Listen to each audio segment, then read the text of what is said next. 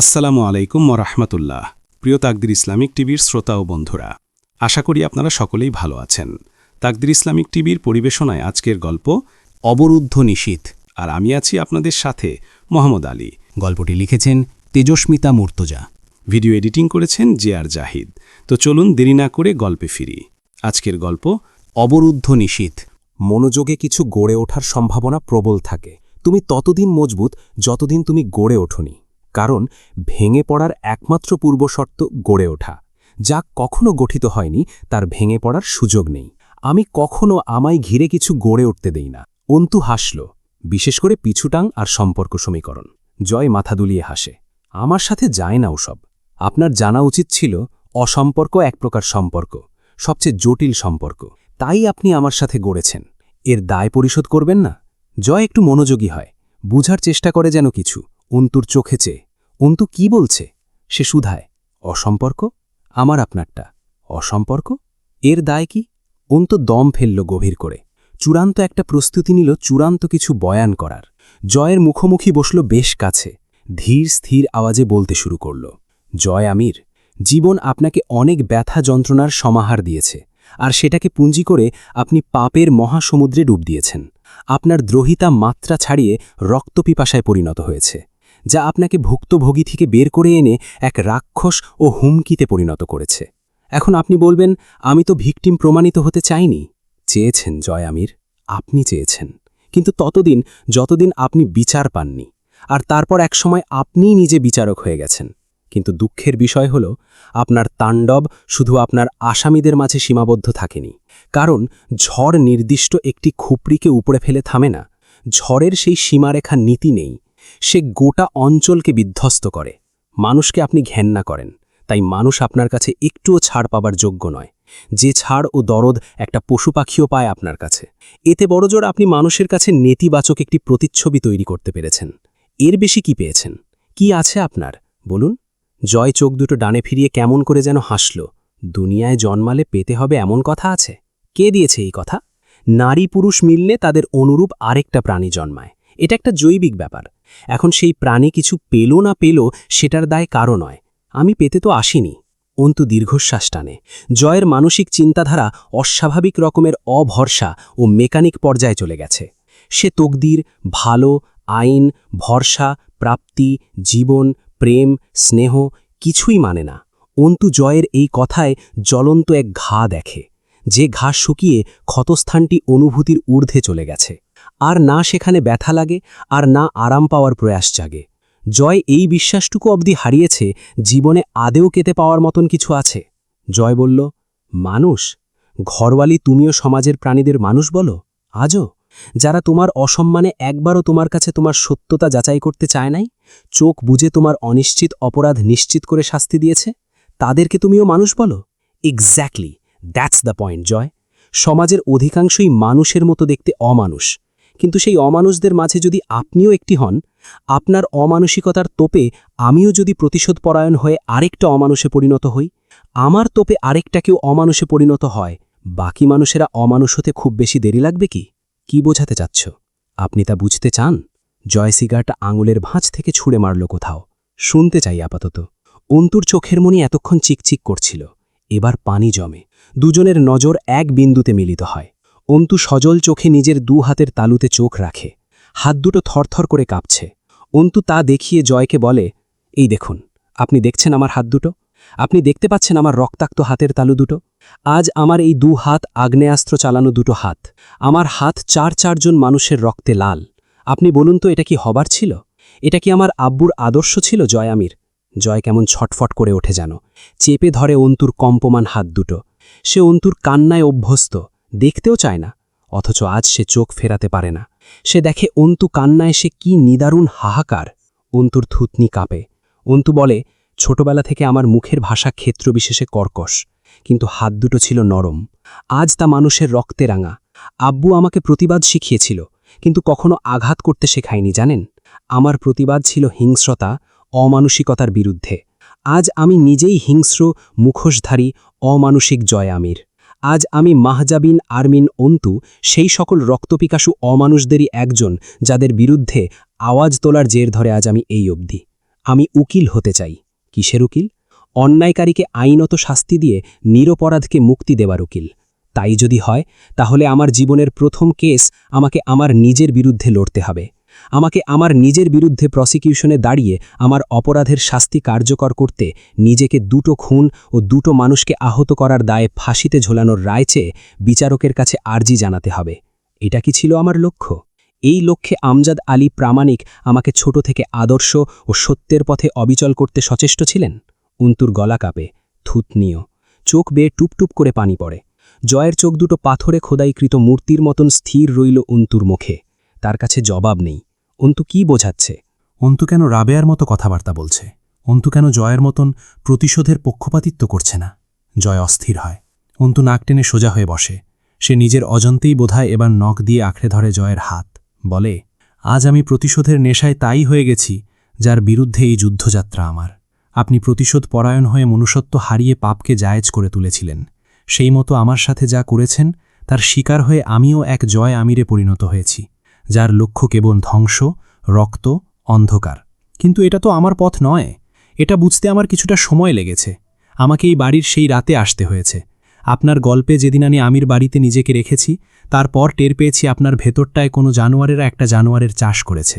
আপনি সেই জানোয়ার ঘটনাক্রমে আমার ভেতরে সেই একই জানোয়ারের চাষ করতে সফল হবার পথে। আপনি বলেন আপনি জলতরঙ্গ, আপনার গতিপথ রুখার উপায় নেই, সেই ঢোলে নিজেকেই ভেসে যেতে হয়। আমি ভেসে গেছি। ভেসে গেছে আমার আদর্শ, আমার গন্তব্যের পথ, আমার চিন্তাধারা ও নিজস্বতা। আপনি কখনোই মিথ্যা বলেন না জয় আমির। কেন? 1-2বার মিথ্যা বললেও পারেন। জয় আস্তে করে বলে, আমার অভিজ্ঞতা বেশি। অন্তু ভেজা চোখে হেসে দিল। আপনার সেই অভিজ্ঞতাকে টেক্কা দিতে গিয়ে আমি আজ আপনার পথে পরিচালিত। এই অধঃপতনের দায় আমার। আপনি পাপ করলেনই বা, তার শিকার হয়ে আমিও কেন? আপনি অমানুষ হলেন বা, আমি মানুষ হতে পারতাম। কয়লার সংস্পর্শে গিয়ে আমি নিজেকে কালি থেকে বাঁচাতে পারিনি। জ্বলন্ত কয়লা আমাকে যেমন পুড়িয়েছে, আমার চরিত্রকে ঠিক সমানভাবে কলঙ্কিত করেছে। আপনি যেদিন আমায় শত মানুষের সামনে ইজ্জতহীনা প্রমাণ করলেন, তারপর আমি সত্যিই নিজের ইজ্জত বিকিয়ে দিয়েছি। আপনার মতোই সেই রবের উপর থেকে বিশ্বাস হারিয়ে নিজের বিচাকর হয়ে গেছি। আমি আমার পর্দা, মানসিকতা, শিক্ষা সব লুটিয়ে দিয়েছি। আব্বুর মৃত্যুর সাথে সাথে আমি তার সকল চিহ্ন মিটিয়ে দিয়েছি নিজের ভেতর থেকে। অথচ আমি ভাবছিলাম আব্বু আমাকে দূর করছে, যেখানে দূর আমি তাকে করেছি। আমি প্রথম তার অস্তিত্ব টের পেতাম। ধীরে ধীরে তার অস্তিত্ব তার নিজস্বতা হারালো। আমি বুঝতে পারলাম আব্বুর জবান থেকে আজাকাল আমার ভেতরে নতুন জন্মানো সংকীর্ণ চিন্তাধারামূলক কথা বের হয়। এরপর ধীরে ধীরে আব্বুর উপস্থিতি বিলীন হয়ে গেল আমার ভেতর থেকে। আব্বু আর আসেনি। আসলে তার অস্তিত্ব ছিল তার আমাকে দেয়া শিক্ষাগুলো। সেগুলোকে দাফন করে ফেলেছিলাম আমি নিজের ভেতর থেকে। তার অস্তিত্ব টের পাবার প্রশ্ন ওঠে না। মানুষ তার কর্ম ও শিক্ষার মাধ্যমে তার পরবর্তী আত্মীয়ের মাঝে বেঁচে থাকে।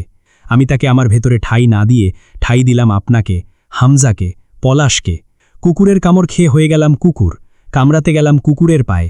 এ কি মানুষের শোভা পায়? জয়নাল কাকা আপনাকে কি শিখিয়েছেন জানি না, কিন্তু আমার আব্বু আমাকে তা শেখায়নি, তা বানাতে চায়নি। আজ আমি যা, আপনাদের কাছে কৃতজ্ঞ আমি। আপনারা ওনাকে মেরে না ফেললে উনি ওনার অন্তুকে আজ এই পথে দেখে সহ্য করতে পারতেন না। উনি অন্তুকে অন্তু থাকা অবস্থায় রেখে ছুটিতে গেছেন। এই কৃতজ্ঞতা জানবেন আপনারা আমার পক্ষ থেকে। অন্তু ঝরঝর করে কাঁদে, অথচ তার ঠোঁট নিজের উপর তাচ্ছিল্যে হাসছে। সেই হাসি মিলিয়ে যায়। অন্তু চোখ মুছল, মুখে হাত বুলিয়ে নিজেকে শান্ত করে। জয়ের হাত দুটো ছেড়ে দেয়। জয় বোবা হয়ে বসে আছে। তার ভেতরে কেমন কেমন যেন লাগছে। এটা হেরে যাওয়ার অনুভূতির মতন। জয় বকে উঠল নিজেকে। আবার দিশেহারার মতন অন্তুর কান্নায় লাল হওয়া স্নিগ্ধ মুখখানায় কিছু খোঁজে। অন্তু নিজেকে সামলে একটুকরো মুচকি হাসল। আমার আব্বুকে মারা হয়েছে, আমার পরিবারকে ধ্বংস করা হয়েছে, আমার কাছ থেকে আমার ইজ্জতও আমাকে কেড়ে নেওয়া হয়েছে, আমার ভাইকে মারা হয়েছে। এছাড়া যেখানে যা হয়েছে, এই সবের দায় আজ আমি আপনাদের ওপর থেকে তুলে নিলাম। আমি সজ্ঞানে স্বেচ্ছায় আজ ক্ষমা করে দিলাম আপনাকে জয় আমির। জয় একটা ঝাঁকুনি খেল, তা তার অনিয়ন্ত্রিত। শরীরের পশমগুলো কেঁপে উঠল, থরথর করে শিউড়ে উঠল জয়ের দেহখানা। অন্তু বলল, আপনি যখন অনাচারের শিকার হয়েছেন, তা হয়তো রাজনৈতিক, হয়তোবা পারিবারিক, অথবা পশুদের জঙ্গলি উল্লাস। তা আপনার ভেতরের মানুষটাকে জাগ্রত থাকতে দেয়নি। তাকে ঘুম পাড়িয়ে এই জয় আমিরের উদ্ভব ঘটিয়েছে। আপনি নিজেকে নিজের পালনকর্তা ও বিচারকর্তা মেনে নিয়েছেন, কারণ আপনার বিশ্বাস অনুযায়ী কোনো মালিক নেই। কিন্তু আমি 8 বছর বয়স থেকে আমার রবকে সেজদা করে আসছি। তাতে বিশ্বাস, ভরসা ও ভক্তির তো কমতি ছিল না। আমার পালনকর্তা মহাবিচারক, মহান শাস্তিদাতা, মহাপরাক্রমশালী। আমি তো তার প্রতি বিমুখ নই। তাহলে আমি কেন আমার সাথে হওয়া অন্যায়ের বিচার নিজে করব? আমি বরং তা ছেড়ে দেব আমার একমাত্র পালনকর্তার ওপর। আমি দেখতে চাই আমার পালনকর্তার বিচার কেমন। তিনি সকলের প্রাপ্য ন্যায্য হাতে বুঝে দিতে অদ্বিতীয়। আমার পাপের ফল আমি পাব, আপনারটা আপনি। আমি তো বিচারকর্তা নই, আমি গোলাম। আমি সেই মালিকের গোলাম যার হিসাবে ভুল হয় না, যার বিচারে না ইনসাফি হয় না। আর আপনি তো আমায় মেরে ফেলেননি, আপনি আমাকে বাঁচিয়ে রেখেছেন। সব রকম দৈহিক আঘাত থেকে বাঁচিয়ে আপনি আমার রুহুটাকে তর্পে তর্পে মেরেছেন। আমি আপনাকে মারব কেন, যেখানে মৃত্যু আপনার প্রেমিকা, আপনার একমাত্র গন্তব্য, আপনার প্রত্যাশা। যে প্রেম আপনি প্রায় 2 যুগ ধরে নিজের ভেতরে লালন করছেন, তা আপনাকে ধরিয়ে দেওয়ার রাস্তার সহযোগী আমি হব না। মৃত্যু আপনার শাস্তি হতে পারে না। আপনাকে আমি আজ মাফ করে দিলাম সব কিছু থেকে। তুলে নিলাম আমার সকল অভিযোগ। আপনি মুক্ত আজ থেকে। আজ আমার সমস্ত অভিযোগ ও অনাচারের দায় থেকে মুক্ত করে দিলাম। ক্ষমা করে দিলাম আপনাকে।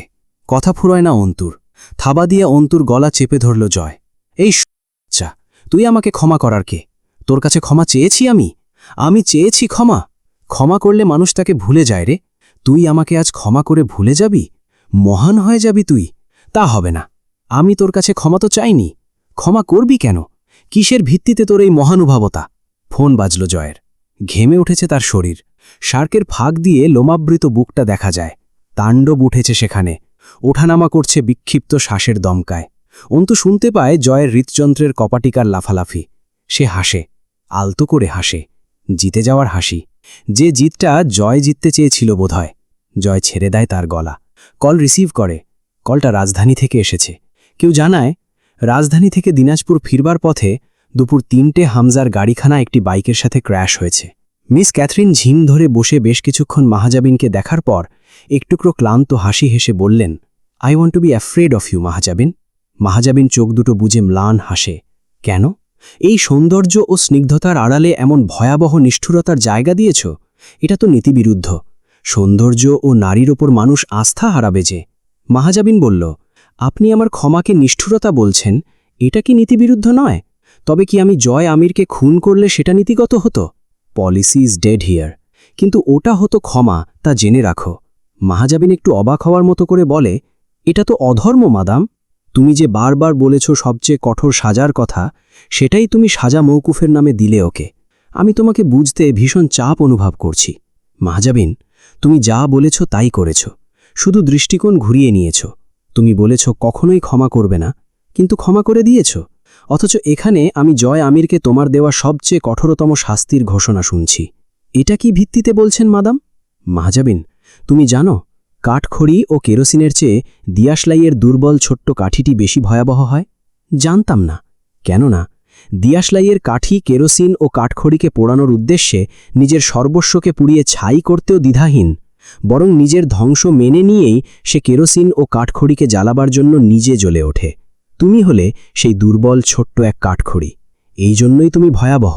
শীতল শান্ত মিস ক্যাথরিনকে একটু হতবিহ্বল দেখালো। তিনি 2-3টে বিক্ষিপ্ত শ্বাস ফেলে বললেন, তুমি একবারও নিজের কথা ভাবলে না? নিজেকে বলি দেওয়ার বদলে এই ধ্বংসযাত্রায় আমি তোমাকে ভাবুক হতে দেখিনি কেন? সবচেয়ে বড় হাটটা তো তোমার। এই জীবন বইবে কি করে? এই ভাবনায় চিন্তিত হওনি কেন তুমি? মাহেজাবিন ঘড়ির কাটার দিকে তাকিয়ে বলে, ভবিষ্যৎ নিয়ে চিন্তা জীবিতদের থাকে, মৃতরা এসব নিয়ে ভাববে কেন? আমি জয় আমিরকে গ্রহণ করার সাথে সাথে নিজেকে দাফন করেছি। দাফনকৃত লাশের ভবিষ্যৎ থাকে না। আর তাই তোমাকে আজ আমি এই প্রশ্ন করতে পারছি না, এত কঠিন সাজা কোন অপরাধের বদলে দিলে তুমি জয় আমিরকে? নয়তো আজ আমার কাছে জবাবদিহি করতে হতো তোমাকে। মাহেজাবিন হেসে ওঠে, আপনাকেও লোকটা পথভ্রষ্ট করে ফেলেছে কেবল গল্পের মাঝেই। সত্যি আমি এক ভয়ানক পুরুষের সংসার করেছি, যে কোনো কাউকে নিজের বশীভূত করে ফেলায় অলৌকিক শক্তিধর। অথচ সেই ভয়ানক পুরুষকে আমি বলতে চাইব, সে তার চেয়েও ভয়ানক এক নারীকে নিজের ভেতরে স্থান দিয়েছে। মাহেজাবিন চোখ দুটো বুজে সোফায় পিঠ হেলিয়ে বসে বলল, কারোর রুহ জ্বালিয়ে কয়লা করে সেই কয়লাকে ভেতরে স্থান দিলে কেউ কতটা লাভবান হতে পারে মাদাম?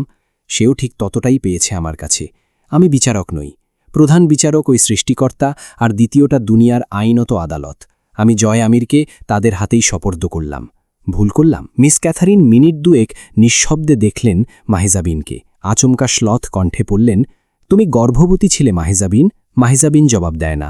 মিস ক্যাথারিন 2 হাত জোড়ো করে হাঁটুর উপর রেখে মেরুদণ্ড বাঁকা করে বসেন। তার জয় আমিরকে একবার দেখতে বড় ইচ্ছে করে। একবার দেখা করা দরকার ছিল। সেই মুহূর্তে ওনার কল্পনায় একটি দৃশ্যকট ছুটে আসে। কেন্দ্রীয় কারাগারের গভীরতম এক কালকুঠুরি সেলের সাথে হেলান দিয়ে বসা জয় আমির। তার মুখে সেই চিরায়ত হাসি। সে সময় কেউ খবর দেয় তার ঘরোয়ালির গর্ভে একটি সন্তান জন্মেছে। আমির বংশের শেষ বংশধর, জয় আমিরের রক্তবীর্যে পয়দা, ঔরসজাত আমিরদের উত্তরসূরি। জয়ের ছটফটানিটুকু যেন ব্রতী মিস ক্যাথারিনকে ভয়াবহ হিংস্রতার সাথে তেড়ে এলো। তিনি হাঁপিয়ে উঠলেন, কেঁপে উঠলেন, শরীরটা একটু ঘেমে উঠল। দু-চারটে এলোমেলো শ্বাস ফেলে মাহেজাবিনের দিকে তাকালেন। এই রকম শাস্তিবুথি জয় আমিরদের হতে আছে, যে এক জীবন নিজের পরিচয়ের পেছনে ছুটেছে, তার সন্তানকে চোখে ও হাতে ছুঁয়ে না দেখতে পাবার শাস্তি মাহেজাবিন জয়কে দিল। মুরসালিন সেদিন শেষ রাতে দুখানা চিঠি লিখেছিল। রক্তাক্ত কাটাছেঁড়া অবশ হাতে এক টুকরো কাগজ তুলে নিয়ে প্রথম চিঠিখানা লিখতে বসল। আনসারি চাচা, সালাম নেবেন আর। আমি ভালো আছি। খারাপ থাকা অনেক হলো, এখন একটু ভালো থাকার ব্যাপারে ভাবা উচিত। আমি ভালো থাকার দ্বার প্রান্তে। আপনার কাছে অনুরোধ থাকবে, এ কথা জেনে উত্তেজিত হয়ে কোনো পদক্ষেপ নিয়ে নিজেদের বিপদ ঢেকে আনবেন না। আমি যে শান্তির জগতের কাছাকাছি, সেখান থেকে আমাকে জুলুমের দুনিয়ায় ফেরানোর চেষ্টা না করার হাতজোড় অনুরোধ থাকবে। অনেক দৌড়েছি আমরা, পা দুটো ক্লান্ত হলেও চলে যেত, কিন্তু মামলা আমাদের পা অবধি থেমে নেই। ওদিকের অবস্থা জানি না। এখানে থাকার সুবিধা অনেক, শব্দ, আলো, বাতাস, পানির মতো ব্যাপারগুলোর জ্বালাতন নেই। বাইরের খবর এখানে পৌঁছে না, এখানকার খবর বাইরে যায় না। এসবে আমি আপনি অভ্যস্ত হতে পারি, কিন্তু যারা অভ্যস্ত না বা যাদের এখনই অভ্যস্ত হবার সময় আসেনি, তারাও রয়ে গেছে এখানে।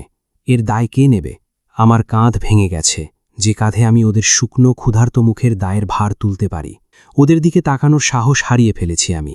এতদিনে যখন কিছু করতে পারেননি, এবার ওদেরকে সঙ্গে নিয়ে মরণের দিকে এগিয়ে যাওয়ার পথটাই বাকি আছে শুধু, আর কিছু হবার নেই।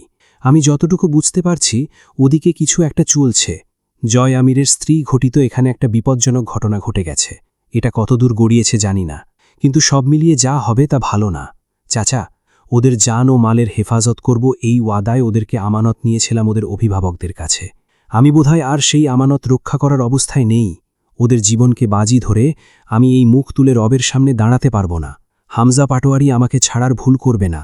তাই আপনি শুধু ছাত্রদের মুক্তির শর্তে একটা বার্তা ও আত্মসমর্পণপত্র পাঠান, এবং সে ছাড়তে চাইবে না, তার জন্য আগে মাদ্রাসার কার্যক্রম স্থগিত করে দিন, এবং এটা নিশ্চিত করে জানান ওদেরকে।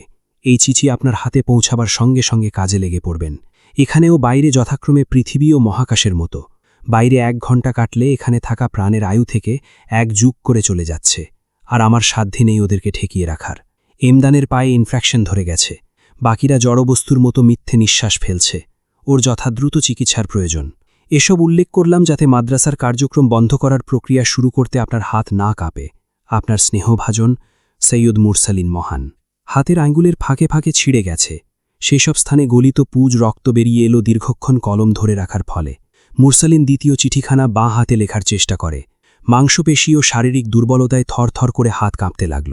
কয়েকবার কেশে উঠল সে, নাকের কিনারা দিয়ে ঝিরঝির করে রক্ত এলো। মুরসালিন এবড়ো-থেবড়ো হাতে লেখে, আমার প্রাণ প্রিয় আম্মা, আসসালামু আলাইকুম।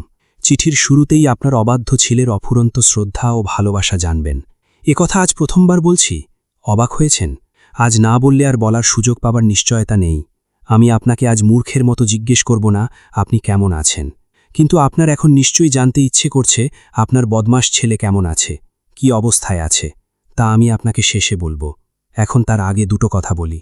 আম্মা, ছোটবেলায় আমি যখন পড়তে চাইতাম না, জেদ করতাম এত কষ্ট করব না, আপনি বলতেন কষ্ট তোকে খোদার নৈকট্য দেবে। ইমানদারেরা পৃথিবীতে সুখ পেতে আসে না, দুনিয়া তাদের জন্য নরক, এর বিনিময়ে তুই পাবি আখিরাতের অন্তত সুখ। বিশ্বাস রাখ, কষ্ট আর সুখ চাকরিক। এখন তুই কষ্টে আছিস মানে সুখ সামনে আসছে। আমি সেই সান্ত্বনায় বড় হয়ে গেলাম, কিন্তু তারও অনেক দিন কাটার পরেও টের পেয়েছি সুখ আসলেই কল্পিত এক তত্ত্ব। মানুষ ওই কল্পিত দিনের আশায় সারাটা জীবন দুঃখকে মেনে নেয় যে এই তো আর কয়েক কদম পেরোলেই সুখ। শেষ অবধি সে যখন অভিযোগ করবে, কই সুখ তো পেলাম না, দুঃখ থেকে মুক্তি তো মিলল না, এই অভিযোগ করার আগেই আল্লাহ পাক মানুষের জীবন আয়ু কেড়ে নেন। আজ আমি আপনাকে সেই অনিশ্চিত ধৈর্য ধরতে বলবো। আপনি বলতেন যার কিছু বা কেউ নেই তার আল্লাহ আছে। আজ আমি আপনাকে সেই আল্লাহর কাছে সঁপে দিয়ে যাচ্ছি আম্মা। যেদিন আমি শেষবার আপনার কাছ থেকে এসেছি, আপনাকে জানাইনি। জানালে আপনি বের হতে দিতেন না, কিন্তু আমাকে তো বের হতেই হতো। আমি আপনাকে নামাজে কান্নারত অবস্থায় রেখে বের হয়ে এসেছি। এবার আর আপনার কাছে ফেরা না হলে সেটা তকদির। যখন আব্বা মরল আমি জয় আমিরকে খুন করতে চেয়েছিলাম। আপনি বলেছিলেন, খবরদার মুরসালিন, এই অকুলে আমাদের 4 জনকে ভাসিয়ে তোর আব্বা চলে যাবেন, এটা তকদির। তকদিরের ফয়সালার উপর হাত ঘুরিয়ে কাফের হবি? আজ আমি আপনাকে সেই তকদিরের ফয়সালায় কাঁদতে নিষেধ করব, আহাজারি না করতে অনুরোধ করব। আপনি দুটোর পর তৃতীয় জনের দাবি ছেড়ে দিয়েও ধৈর্য ধরবেন, এরকম কথাই আজ আমি আপনাকে বলবো আম্মা। আমি আপনাকে দেখিনি আজ বেশ কয়েক মাস। আজ খুব দেখতে ইচ্ছে করছে আপনার সরল সহজ মায়াবী মুখটার ওপর মুমতাহিনা, আর আপনাকে প্রাণ ভরে আজ একবার দেখতে না পাওয়া আমার তকদির। আপনার হাতখানা আমার মাথা ছোঁয় না কতদিন। চুল টেনে ধরে বলে না, জাহিলদের মতন চুল রাখবি বলে ভার্সিটি পড়িয়েছি তোরে? চুল যদি সুন্নতি কায়দায় ছেগে না আসিস আমার সামনে আসবি না। কাফের হচ্ছিস ঢাকা থেকে ঠেকে। কাফেরের জায়গা নেই আমার ঘরে। আমার চুল বেড়েছে অনেক, বাবরি হয়ে গেছে অনিচ্ছাকৃতভাবেই। আপনার খুব ইচ্ছে ছিল আমি বাবরি রাখব, আজ হয়েছে আম্মা। আমার দাড়ি এক মুষ্টিখানেক হয়ে গেছে। আপনি দেখলে খুশি হতেন খুব, আবার অখুশি হবার মতনও অনেক চিহ্ন গায়ে পড়েছে। না দেখাই ভালো রইল। আজ মনে পড়ল অনেকগুলো বেলা আমার খাবারের প্লেটে অর্ধেক মাছের মাথাটা তুলে দিয়ে আপনি বলেন না, বাকি অর্ধেক মুমতাহিনার, ওর থেকে কেড়ে নিলে মার খাবি মুরসালিন। আপনার হাতের মাছের ঝোলের ভাত খাবার ইচ্ছে করছে আজ। আজ অনেকগুলো দিন আমি নোংরা প্লেটে 2-3 দিন পর বেঁচে থাকার তাগিদে অন্ধকারে বসে 2-1 লোকমা খাবার খাই। আপনি পাখা তুলে বাতাস করতে করতে বাতির সলতে বাড়িয়ে দেন না। এসবের আফসোস ঘুচে যেত যদি একবার আপনাকে চোখের সামনে দেখতে পেতাম। দেখেছেন আম্মা, আপনার ব্যর্থ ছেলে আজ শেষবার আরও একবার কাপুরুষতা দেখিয়ে দিল এই চিঠিতে। মুস্তাকিন ভাই হলে এসব আবেগী কথাবার্তা কখনোই তুলত না। আমি লিখে ফেলেছি। যখন চিঠি লিখতে কলম হাতে নিয়েছি জানতাম না আমি এসব লিখে ফেলব। হাত থেতলানো আমার। এই চিঠি নষ্ট করে আবার লেখার শক্তি নেই। কলম ধরতে পারছি না শক্ত করে, তাই কাটলাম না। আবার আপনাকে কাঁদিয়ে ফেললাম। আজ কেন আমি এসব লিখে ফেলছি আপনার উদ্দেশ্যে বুঝতে পারছি না। আপনার কাছে এসব লিখতে নেই। মুরসালিনকে ক্ষমা করবেন। আপনার মুরসালিন আপনাকে দেয়া প্রতিশ্রুতি ভেঙে ফেলেছে, সে আপনার সঙ্গে থাকল না। অথচ আব্বা, মুস্তাকিম ও মুমতাহিনার পর তার থাকার ছিল আপনার কাছে। আম্মা, আপনার অবাধ্য ছেলে আজ আপনাকে না দেখতে পাওয়ার আকুলতা নিয়েই এই তথাকথিত স্বাধীন দেশ থেকে বিদায় নিয়ে আসল স্বাধীন জগতে যাবে। আমার মতো ব্যর্থ মুরসালিনদের একের পর এক মৃত্যুর মধ্য দিয়েই একদিন অব্যর্থ মুরসালিনেরা জন্ম নেবে, গর্জে উঠবে। তাদের রক্তে ধুয়ে এদেশ একবার স্বাধীন হলেই আমি আবার ফিরে আসব আপনার পদতলে। সেদিন চোখ ভরে দেখব আপনাকে। মুমতাহিনারা আর যেদিন আমার মতো পঙ্গু ভাইয়ের বুক খালি করবে না, আপনার মতো মায়েরা যেদিন মুস্তাকিন মোহানদের মতো আইনশৃঙ্খলা কর্মকর্তা ছেলেদের হারিয়ে কাঁদবে না, ওই দেশে আমি আবার ফিরে আসব আপনার কাছে। আপনার মুরসালিন বেঁচে থাকবে আম্মা। মুরসালিনদের মৃত্যু নেই। আপনি শুধু লাখোদের মাঝে খুঁজে নিতে পারলেই কত শত মুরসালিনকে পাবেন। আমি বেঁচে রইলাম।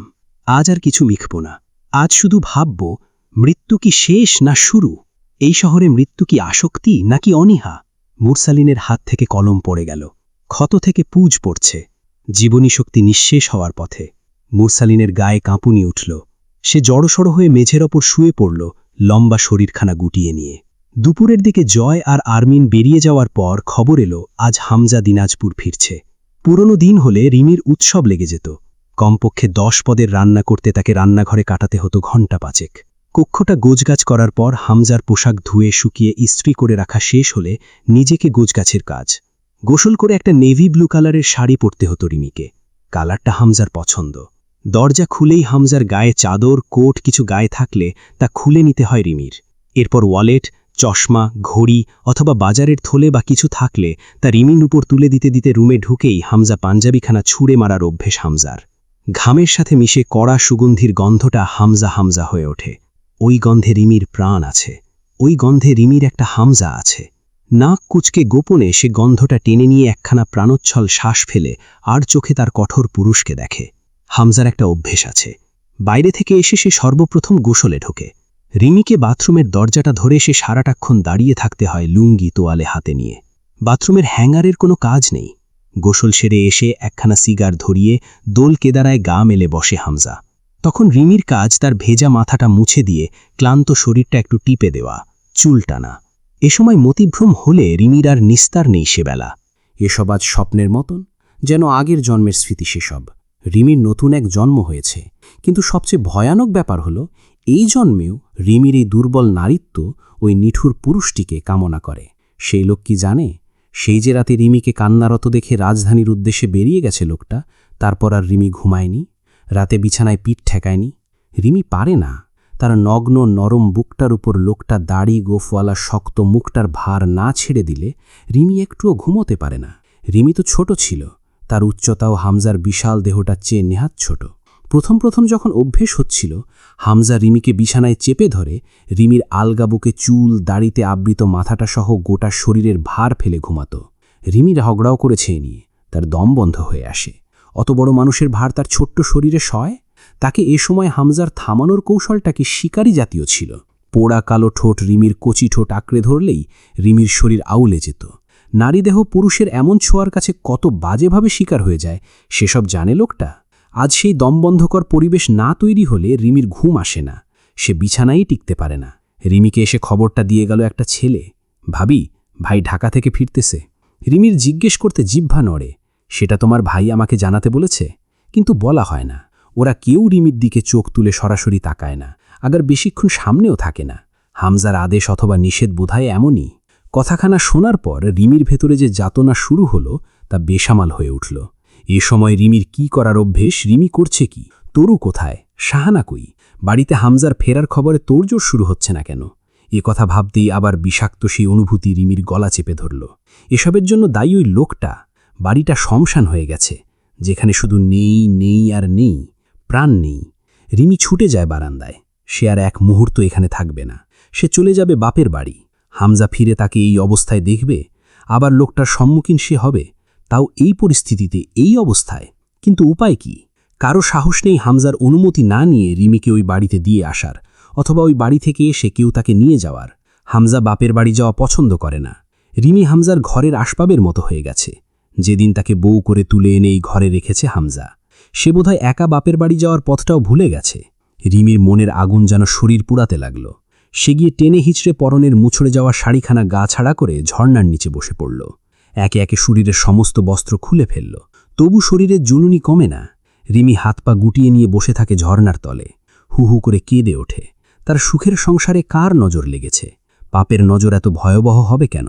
রিমির বেহায়ামন তার বিরুদ্ধে গিয়ে জানায়, এই মুহূর্তে বোধহয় ওই পাপী পুরুষটা একটাবারে সে ব্যাকুল চিত্তে রিমির বেহখানা নিজের সাথে লেপটে নিলে রিমির এই জুলুনি কমে যেত।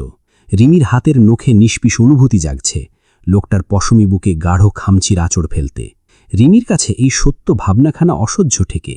তার ভেতরে নিষ্ঠুর লোকটার জন্য জমাটবদ্ধ এই ভালোবাসাকে রিমি ঘৃণা করে। এভাবে রিমির সত্তায় যেন চিড় ধরল, দ্বিবিভক্ত হল তা। রিমি একখানা তোয়ালে পেঁচিয়ে রুমে আসে, আয়নায় নিজেকে দেখে। সারা দেহে শুধু হামজা, ফোলা লাল চোখ দুটোতেও হামজার প্রভাব। এই হামজাময় নিজেটাকে রিমি কিভাবে গুটিয়ে নেবে তা ভাবতে গেলে রিমির শরীর অসার হয়। সে কেন আর্মিনের মতো না? সে কেন এই ঘর সংসারের মাঝে নিজেকে বিলীন করে ফেলেছে? সে কেন যে ওই সেদিন ছটফটানি থেকে নিজেকে আড়াল করতে দুর্বল শরীরটা টেনে নিয়ে রান্নাঘরে যায়? দিন কয়েক পর ফিরবে লোকটা, ক্লান্ত, পরিশ্রান্ত ও তৃষ্ণার্ত। রিমি কি আজও পারবে লোকটার ক্লান্তির উপশমক হতে? জয় ধপ করে বসে আবার চেয়ারখানায়, অস্ফুট স্বরে একবার উচ্চারণ করে, বড় সাহেব। তার এই নীরবতার মাঝে অন্তু চৌপায়ার সাথে পিঠ ঠেকিয়ে চোখ বুজে। বদ্ধ আমির নিবাসের সদরঘর যেন প্রতিধ্বনিতে কোলাহলপূর্ণ হয়ে উঠল। ঘুরপাক খেম চারপাশে।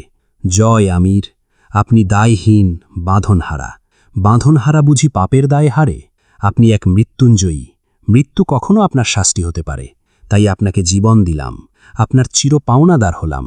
পাওনা মিটিয়ে ফিরবেন একবার, বিরোধ মেটাবার কথা ভাবব সেইবার। ফিরলেন হয়তো, সাথে থাকল অতীত, একবার আবার রচিত হবে অবরুদ্ধ নিশীথ। জয় আরেকটা সিগার ধরিয়ে নিঃশব্দে বসে সিগারের ধোঁয়া গিলল অনেকটা সময়। হিসাব নিকাশের সময় ধোঁয়ার সঙ্গ ভালো কাজে দেয়। অনেকটা সময় পর সিগারটা পায়ের তলে ফেলে জুতো দিয়ে পিষে হাসে। ঝুঁকে বসে অন্তুকে নিজের খুব কাছে এনে থুতনি উঁচিয়ে মুখটা তুলে ধরে চোখের সামনে। আমারে ক্ষমা করে দিলেন উকিল ম্যাডাম? কিসের ভিত্তিতে? আইজ কয়টা দিন আমারে খুব আবেগপ্রবণ রূপে দেখছেন, তাই মনে হইছে আমি অতীতের দুঃখে ডুব মেরে ধুয়ে মুছে ফর্সা হয়ে গেছি, তাই আমারে ক্ষমা করাই যায়। ছ্যাঃ, শালার, এই চিনলেন আমারে? কুটিল হয়ে উঠল জয়ের মুখটা। আপনাদের সমাজের মানুষ তাদের ফেলে আসা কালকে কুকুরের মতো চাটে, যা তাদেরকে চিরকাল অতীতের গোলাম করে রাখে। জয় আমির তাদের মধ্যেকার কেউ না। অন্তু বলে, মিথ্যে কথা, আপনি ভেঙে গুঁড়ো গুঁড়ো হয়ে যাচ্ছেন, কিন্তু মচকাতে নারাজ। সে যা হোক, ক্ষমাটা শুধুই আমার পক্ষ থেকে, মনে রাখতে হবে। অন্তুর সমস্যা হচ্ছিল বলে জয় সিগারটা পায়ের তলে ফেলে জুতো দিয়ে পিষে দুপাশে মাথা নাড়ল। টিকবে না। আমি সেই অনিবার্য যার পাপকে পাশ কাটানো যায় না। টিকবে না আপনার এই ক্ষমার মহত্ব। আমার পাপের স্রোতে দূরে ভেসে চলে যাবে আপনার আদর্শের কুড়কুড়ানি। এটাই কি আপনার একমাত্র লক্ষ্য? জয় ঠোঁট উল্টাল। ক্ষমা করার কারণ খুঁজতে গেলে আমি দেখতে পাচ্ছি আমার বিগত কয়দিনের ফোন মারা খাওয়া ঢ্যামনাচোদা চেহারা। ইগোতে লেগেছে? আপনার কাছে ক্ষমা আশা করি নাই, কারণ তখন বুঝিই নাই বিষয়টা। জয় নিজস্ব ভঙ্গিতে গা দুলিয়ে হেসে উঠল এ পর্যায়ে। অন্তুর থুতনিটা আরেকটু নিজের দিকে এগিয়ে নিয়ে চোখের মুনি বরাবর তাকিয়ে বলে, তোমার মতে আমার আন্দাজ শক্তি ভালো, ঠিক না? অন্তু সতর্ক হয়ে উঠল। জয় অন্তুর গাল চিপে ধরে আলতো হাতে বলে, আমার ঘরের ছলনাময়ী, কি খেললে মাইরি আমায় নিয়ে? অন্তু একটুও ভীত হয় না, বরং এবার মৃদু হেসে ফেলল। এই খেলার পদ্ধতি তো আপনারই কাছে শেখা। কাউকে জমজমাট মৃত্যু দিতে হলে তাকে আগে ঘটা করে বাঁচিয়ে নিতে হয়। জয় ভ্রুও চায়। কিছুক্ষণ অন্তুর সুশ্রী চেহারাখানা মন ভরে দেখে নিচু গলায় বলে, এই মুহূর্তে আমি যদি খানিকক্ষণের জন্যেও যদি জিন্নাকে হারানোর শোক ভুলে যাই, তুমি কতক্ষণ টিকবে আমাদের বিরুদ্ধে? অন্তু ঠিক ততটাই চাপা দৃঢ়তার সাথে বলে, নিজের রক্তের সাথে বেইমানি করা জয় আমির, আমি ভয় পাই না আপনাকে, জানেন তো আপনি। জয় আচমকা অন্তুর ঠোঁট চেপে ধরে প্রগাঢ় একখানা চুমু খায়। অন্তুকে যেন শুষতে চায় সে। চুমুটা ধীরে ধীরে উগ্র হয়ে ওঠার সাথে সাথে অন্তুর গালে তার হাতও ঠিক ততটাই শক্ত হতে থাকে। বেশ কিছুক্ষণ পর অন্তুর ঠোঁট থেকে ঠোঁটটা সামান্য সরায়। তখন তার চোখ দুটো টকটকে লাল।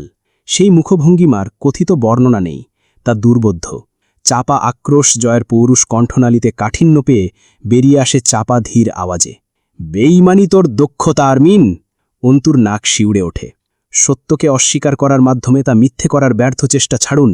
আপনার ভেতরে শিকারীকে পুজো করার স্বাদ যদি অবশিষ্ট থাকে আপনার ভেতরে, তাহলে আমি বলবো আপনি এই হতভাগা উত্তরাধিকারের যোগ্যই না। জয় নিষ্প্রভ বাঁকান হেসে মাথা দোলাল। এই উত্তরাধিকার আমার সবচেয়ে বড় শিকারী। আমাকে রক্তে চুরিয়ে তুলে স্থির দাঁড়ায় আছে এখনো, মাগার আমারে আর আমার রাখে নাই। তুমি আবার আমায় ভড়কাচ্ছ ডিয়ার? অন্তু একচিলটে হেসে বলে, ভড়কানোই তো কাজ আমার।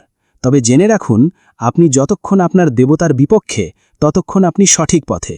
জয় হেসে চোখ মারে, কিন্তু আমি তো ভুল রাস্তার লোক। কথা শেষ করেই পেছনের হোলস্টার থেকে পিস্তল খুলে অন্তুর কোলের ওপর ছুঁড়ে মারতে মারতে উঠে দাঁড়িয়ে দুপাশে হাত প্রসারিত করে নিজের বুকটা মেলে ধরে জয় অন্তুর সামনে। এক কদম করে পেছায়। অন্তুর চোখে জিজ্ঞাসা, পিস্তল কেন দেওয়া হলো তাকে? জয় জানায়, ওটা এখনই প্রয়োজন পড়বে আপনার, উকিল ম্যাডাম। কাজের চিজ কিন্তু, সামলে। অন্তু বিভ্রান্ত চোখে দেখে জয়ের হাস্যোজ্জ্বল ভয়ঙ্কর রূপ। অন্তু জয়ের সব রকম হাসি চেনে। এই হাসিতে জয়ের সবচেয়ে নিষ্ঠুর হিংস্রতার বহির্প্রকাশ ছিটকে আসে। জয় বলে, এখন আমার প্রথম কাজ হলো বড় ঘর সাফ করা।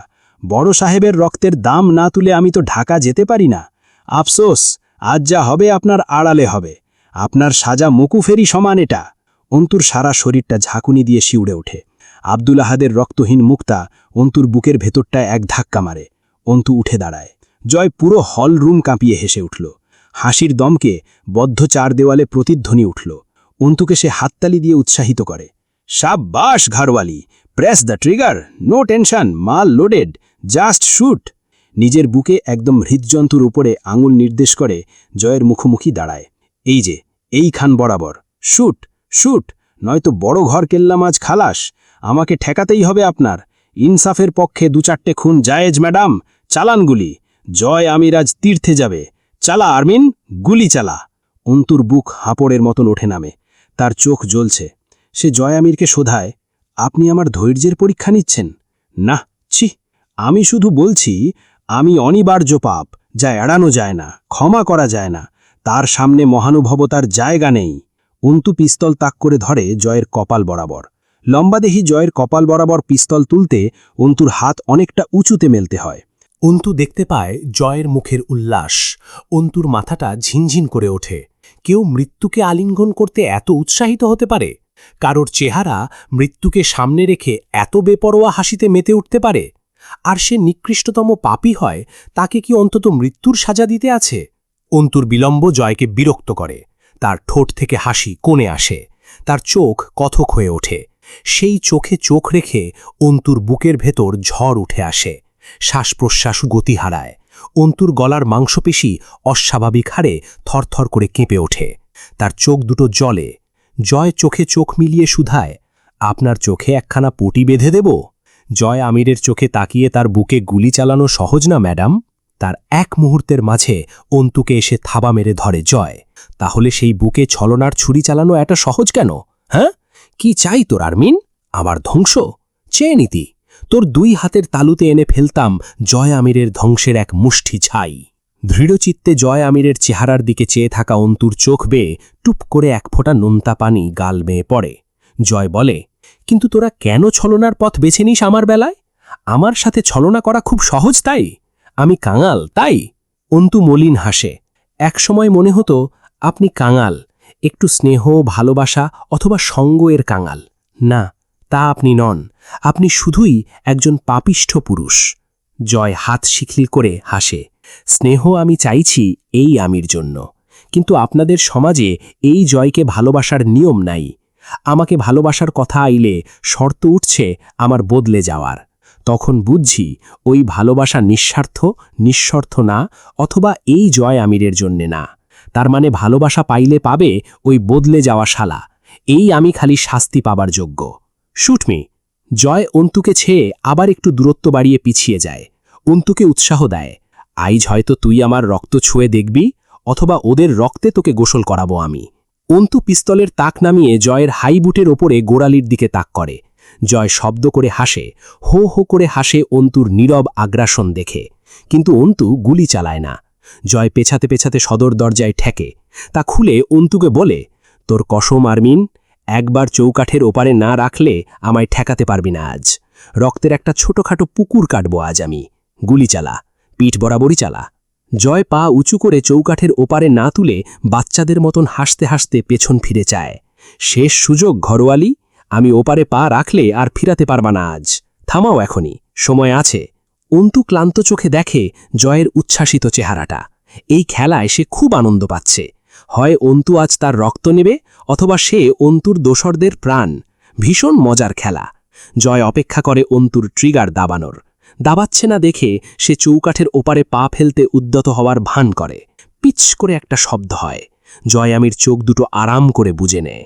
কিন্তু শালকাঠের চৌকাঠের একাংশ বিধ্বস্ত জাহাজের পাটতনের মতন চুরমার হয়ে কোথাও ছড়িয়ে পড়ে। অন্তুর কাঁচা হাতে ছোড়া গুলিটা গিয়ে দেওয়াল ভেদ করে আটকে যায়। বুলেট শরীর ভেদ করেনি বলে জয়কে এক মুহূর্ত হতাশ দেখায়। একখানা দীর্ঘশ্বাস চেপে সে সশব্দে গা দুলিয়ে হেসে অন্তুর দিকে তাকায়। যা শালা, target miss. Shit man, shit. চর্চার ঘাটতি, ব্যাপার না, সুযোগ পেলে হাতে ধরে শিখিয়ে দেব। জয় আমিরের ঘরোয়ালি পিস্তল চালাতে জানে না, এই খবর সমাজ জানলে ইজ্জত যাবে তো, তাই না? অন্তু হতবিহ্বল চোখে দেখে জয়ের চৌকাঠ মারিয়ে ওপারে পা রাখা জয়কে। তার কিছুই করার নেই আর। কোনো অলৌকিক কিছু না ঘটলে কি আজ বড় ঘর জয় আমিরের তাণ্ডবের হাত থেকে রক্ষা পাবে? সে দরজার দিকে পা বাড়ালে জয় দরজার পাল্লা দুটো এঁটে দিল। আপনি এখানেই থাকছেন, এখানেই কবর হবে আপনার। ওই বাড়িতে আর আপনার আদর্শের ছায়া পড়বে না। আসি, আমির নিবাস উপভোগ করুন। বড় সাহেব আমার অপেক্ষায়। হামজার গাড়ি পুরান ঢাকার বাবুবাজার ব্রিজের ওপরে একটি বালু টানা ট্রাকের সাথে ধাক্কা খেয়ে মুচড়ে গেল এক পাশ। ট্রাকের গতি স্বাভাবিকের তুলনায় যথেষ্ট কম ছিল, তাই গাড়িটা অনেক চেষ্টা করেও ব্রিজের নিচে পড়তে পারেনি। এতে উপস্থিত মৃত্যু মন খারাপ করে ফিরে গেল হামজার কাছ থেকে। কপালের ওপরে 2.5 ইঞ্চির মতন করটি ফেটে গলগল করে রক্ত বেরিয়ে এলো। আর শরীরের কোথায় কি লেগেছে তা অনুভব করার আগেই অন্ধকারে তলালিয়ে গেল হামজার চেতনা। অস্ফুট স্বরে সে একবার উচ্চারণ করে, জয়। মানুষ মৃত্যুর আগে তার আপনজনদেরকে ডাকে। হামজার কোনো আপনজন নেই। সে তার জন্মদাতা বা গর্ভধারিণীকে চেনে না। তার কোনো পরিচয় নেই। তার শুধু একটা জয় আছে। সে জয়কে ডেকে উঠল শেষবার। রিমির কাছে ক্ষমা চাওয়ার কথা খেয়াল আসার আগে তার চেতনা নিভে এলো। ড্রাইভারের দুটো আঙুলের অর্ধেকটা কেটে পড়ে গেল। বাম পায়ের নিচের অংশের হাড় ভেঙে গূর্ণ হয়ে গেছে। ওভাবেই মিনিট 15 মানুষের কল্পনা জল্পনা, আতঙ্ক আর সমবেদনার মাঝে পড়ে রইল দুটো দেহ রাস্তার ওপরে। ধানমন্ডিতে হামজার লোকেরা খবর পেয়ে বাবুবাজার পৌঁছতে ঘণ্টাখানেক লাগল। ততক্ষণে হামজার কন্ডিশন ডাক্তারদের ভাষায় ক্রিটিক্যাল। তাকে স্যার সালিমুল্লাহ মেডিকেল কলেজের জরুরি বিভাগের বেডে নেওয়ার পর শরীর থেকে চুইয়ে পড়া রক্তে বেডশিট লাল হয়ে উঠল। হাতের মুঠোয় ছিল দুটোয় রজনীগন্ধার গাজরা। হামজা ফুলের গাজরা দুটো কিনেছে আহসান মঞ্জিলের সামনে থেকে। সেগুলো মুচড়ে নেতিয়ে ছিন্ন ভিন্ন হয়ে হাতের মুঠোয় ধরা ছিল। হামজার দাড়ি গোফের মুখটা চাপটি ধরা রক্তে জর্জরিত। ঘণ্টা দুয়েক পর প্রাথমিক ড্রেসিং ও কিছুটা পর্যবেক্ষণের ভিত্তিতে ডাক্তারেরা একটু চিন্তিত কণ্ঠে জানাতে চাইলেন, রোগীর শরীরে যা দেখা যাচ্ছে না আপাতত তা ঘটিয়ে ফেলেছে বোধহয় এই অ্যাক্সিডেন্ট। আমরা আশা করব তা না হোক, তবে হবার সম্ভাবনা প্রবল থেকে গেল। হামজার পান্টারেরা বুঝল না অত। জয়কে কল করে এই কথা বলবে কে তা নিয়ে একটু আপত্তি সবার। জয় সহ্য করতে পারবে না এরকম খবর দেয়াটা লজ্জারও। রাজত্ব তাদের, তবু কেন এই ধরনের অরাজকীয় ঘটনা ঘটবে? লজ্জাজনক বটে। এর ফল ভুগতে হবে অপর পক্ষকে। বাঁশের হাট ফেরার পথে জয়ের বুকের মাঝখানটায় একটা ছিদ্রক ব্যথার উদ্রেক হল। চোখ দুটো মুদে বাসের সিটের সাথে হেলান দিয়ে রইল। বোজা চোখের দৃষ্টির সামনে নিকষ অন্ধকার। সেই অন্ধকার জয়কে ডাকছে, বলছে তার মাঝে বিলীন হয়ে যেতে। সেই ডাকে সাড়া দিয়ে সে কতক্ষণ ওভাবে দম আটকে বাসের সিটের উপর পড়েছিল জানা নেই। যখন সে চলমান জগতে ফিরল, হৃদযন্ত্রের স্পন্দন স্বাভাবিক মাত্রা পেল, তখন বাসের কন্ডাক্টর তাকে এক নাগাড়ে ডাকছে, অর্থাৎ তাকে বেশ অনেকক্ষণ যাবৎ রাখা হচ্ছিল। বাস থেকে নেমে রাস্তায় হাঁটতে হাঁটতেও সে একবার দম আটকে বসে পড়ল রাস্তার কিনারে মাটির ওপর। হামজাকে রক্তাক্ত অবস্থায় দেখতে যাওয়ার পথে তার পায়ের গতি শ্লথ হচ্ছে। আবার একটা দ্বিধার টান। আরমিনের সেই ধিক্কার কানে বিছার মতন দংশন করলে জয়ের চিত্ত দুই ভাগে বিভক্ত হল, চিড়ে গেল। নিজের রক্তের সাথে বেইমানি করা জয় আমির, আমি আপনাকে ভয় পাই না। জয় রাস্তার উপর পাগলের মতন মাথার দুপাশ চেপে ধরে গলা কাটা মুরগির মতন ছটফট করতে লাগল। আজ সে পাগলের মতন ছুটতে ছুটতে হামজার কাছে যেতে পারছে না কেন? কেন? দ্বিধার শিকলে পা বন্দি? কোন দ্বিধা? জিন্নাকে যদি হামজা মেরে থাকে? জয়ের মনে হল তার দেহটাকেও দুই ভাগ করে চিড়ে ফেলা হচ্ছে। জান্তব আর্তনাদে গুঁড়ে উঠল ফুটপাতের ওপর পড়ে। বাসের ভেতরে তো সে অজ্ঞান হয়নি, তাহলে এতদূর যাত্রা করল, গন্তব্যে এসে বাস থামল, তাকে ডাকা হলো, সে টের পেল না কেন? সে কোথায় ছিল? মৃত্যু এসেছিল? সে সবসময় দুটো সিট ভাড়া করে বাসে ওঠে, তার পাশের সিট খালি ছিল। মৃত্যু কি আজ এসে সেখানে বসেছিল তার কাঁধে কাঁধ মিলিয়ে? তাহলে সঙ্গে নিল না কেন? আর কত ছলনা করবে সে জয়ের সঙ্গে? বাড়ির সীমানায় ঢোকার আগেই সে অভ্যস্ত রূপে ফিরল। জয়কে দেখে ছেলেরা ওকে ঘিরে ধরে হুটোপাটা লাগিয়ে দিল। ভাই ভাই ভাই ভাই, রব উঠে গেল। হামজা ভাই হাসপাতালে, কি ভয়াবহ খবর! তাদের রক্তে আগুন লেগে গেছে। কার এমন দুঃসাহস? রাজত্ব তাদের, সেখানে থোড়াই তারা আর কারো সামান্য নাচাকুদাও করবে। আর তো স্বয়ং হামজা ভাইয়ের ওপর হামলা। রক্তের ওপর সেতু তৈরি করা হবে, সেতু। জয় হাসল। এত ক্ষেপছিস কেন তোরা? কোঁচির খোঁচা খাইলে পরে চাপ্পরের কোপ লাগানো কম বেশি জায়েজ মনে হয়। মেলা দিন সব চুপচাপ ছিল। আমি ঠিক এনার্জি পাচ্ছিলাম না হাত গরম করার। আক্রমণ পাপ, প্রতিক্রিয়া বৈধ। ড্যাগ নামিয়ান, পিকনিক হবে আজ। ডিজে লাগা, পাড়ার লোক যাতে ঘুমাতে না পারে আর মিউজিক ছাড়া অন্য কোনো আওয়াজও না শোনে। শেষ রাতে রওনা দেব ইলা রাজধানী। জয় বাংলা। ইশারায় রতনকে একটু একান্তে ডেকে বলল, আমার ভাই বিরাদারলা লাস্ট কবে মাংস খাইছে রে? ওই কুত্তাগুলা ভাই। কুত্তা কিরে শালা, মেহমান মেহমান। জয় একাকে বোতাম আলগা করে গায়ের শার্টটা খুলে ফেলল। গরম লাগছে। খালি গায়ে শুধু তার লকেটওয়ালা চেনটা বুকের উপর পড়ে রইল। রতন খুব উৎসাহের সাথে জানায়, আপনার কথা মতন ওগরে 2-3 দিন পর খাওয়ন দেই। আজ 4 দিন ভুখা শালারা। সামনে আস্ত হাতির বাচ্চা পাইলেও খাইয়া লাইব। সো স্যাড রতন, হাতির বাচ্চা না, আস্ত হাতি খাইয়া লাইবই আশা ছিল আমার। তুই হতাশ করলি রে আমায়। এই জন্যে পরের জন্মে তুই বাঁদর হয়ে জন্মাবি। তোর পাঁছা হবে জবা ফুলের মতন লাল টকটকে। ফু! রতন বিভ্রান্ত হয়ে পড়ল। জয়ের ফুঁক কতটা কাজে লাগার মতো তা রতন জানে না, কিন্তু টেনশন হচ্ছে খুব। জয় ওয়ার্কশপের অফিস রুমে ঢুকল। দুটো ছেলেকে ডেকে নিয়ে 1000-5 টাকা ধরিয়ে দিয়ে বলল, প্যাকেট কয়েক মোমবাতি, চার্জার লাইট আর খাবার কিনে নিয়ে আমার বাপের গেরে যা। রতন জিজ্ঞেস করে, ভাবিরে রাইখে আইছেন ভাই? আম্মা বুধবি আম্মা, ভাবি শব্দটা ভালো না। রতন আপত্তি করল, ভাই ভাবি কেমনে আম্মা হয়? আপনি আমাদের ভাই, ভাইয়ের বউ ভাবির আগে ভাই। জয় চোখ তুলে তাকায়, তাহলে আমায় অহন থেকে আব্বা ডাকবি। রতন শুকনো মুখে ঘাড় চুলকাল। জয় বলে দিল, বাড়ির বাইরেই থাকবি দুজন, 2-4টে শাবল ছোড়া হাতের কাছে রাখিস। ভেতরে ঢুকার কথা ভাবিস না, হারাম, বুঝেছিস? জয় দ্রুত ওদের বিদায় দেয়। বড় ঘরে যেতে হবে এখন, বহুত কাজ এখন। ক্লান্ত শরীরে সিঁড়ি দিয়ে উপরে উঠতে উঠতে একটা গান ধরল। এক মুঠো স্বপ্ন চেয়ে হাত বাড়িয়েছিলাম, জীবন ছিল বড় বেরং, শুধু হারিয়েছিলাম। আলোর দিশা হয়ে তুমি এলে আমি, কত রাত জাগা কত দিন গোনা সেই নতুন ভোরের আশায়। দরজা খুলে গেল হুড়মুড়িয়ে। একখানা নেভি ব্লু রঙা শাড়ি পরে দাঁড়িয়ে আছে রিমি। জয় দেখল খুঁটে খুঁটে রিমিকে। চোখ দুটো গর্তের ভেতরে ঢুকে গেছে, কালো হয়ে দেবে গেছে অক্ষিকটর। অথচ আজ যেন রিমির আগের সেই স্নিগ্ধ সুন্দরী কমবয়সী রিমি হবার প্রচেষ্টা। এই মেয়েটার সাথে জয়ের সম্পর্ক জটিল, ইঁদুর বিড়ালের মতন বা আরও কিছুটা অন্যরকম। জয় কি ম্লান হাসবে আজ রিমিকে দেখে? না, তা জয়ের ঠোঁটে অতিরিক্ত বেমানান। রিমিকে সে যে খবর শোনাবে তার আগে সে রিমিকে একটু চাঞ্চল্যপূর্ণ জ্বালাতন করবে। তাই সে খোলা শার্টখানা ঘাড়ে বাঁধিয়ে দাঁত বের করে বেহায়ার মতো হেসে গান গাইল, ভাবি আমার জানেরই জান পরাণের পরাণ, ভাবির মাই রে কিন্না দিমু সুপারি আর পান, ভাবি স্কুলে যাইব থুক সরি, এক্সট্রিমলি সরি ভাবি। রিমি কিন্তু একটুও হাসল না, নিস্তেজ গলায় বলল, প্যান্ট টেনে তুলুন। জয় চমকে ওঠার ভান করে, দেখে তার প্যান্ট বিপদসীমার নিচে নেমে যাবার পথে। কিন্তু কোনো ব্যাপার না, জাঙ্গিয়া তো আছে। রিমি কি বোঝাতে চাইছে? তার স্বামীর জাঙ্গিয়া জয়ের পরনে, এটার খোটা দিল। জয়ের প্রতিবাদে কিছু বলার আগেই রিমি সেই একই রকম স্বরে বলল, এমপি সাহেব এসেছেন আপনার সঙ্গে দেখা করতে। যদিও আপনি জঙ্গলি, অসভ্যতাকেও ছাড়িয়ে গেছেন, তবু জানালাম। সম্মানিত মানুষ এভাবে ওনার সামনে গিয়ে না দাঁড়ালেই পারেন। জয় ভ্রু কুচকে 2 সেকেন্ড রিমিকে দেখে হোলস্টার থেকে পিস্তল বের করে এনে ম্যাগাজিন খুলতে খুলতে রিমির কানের কাছে একটু ঝুঁকে বলল, হাগতে গেলে কি অজু করে টয়লেটে ঢোকেন?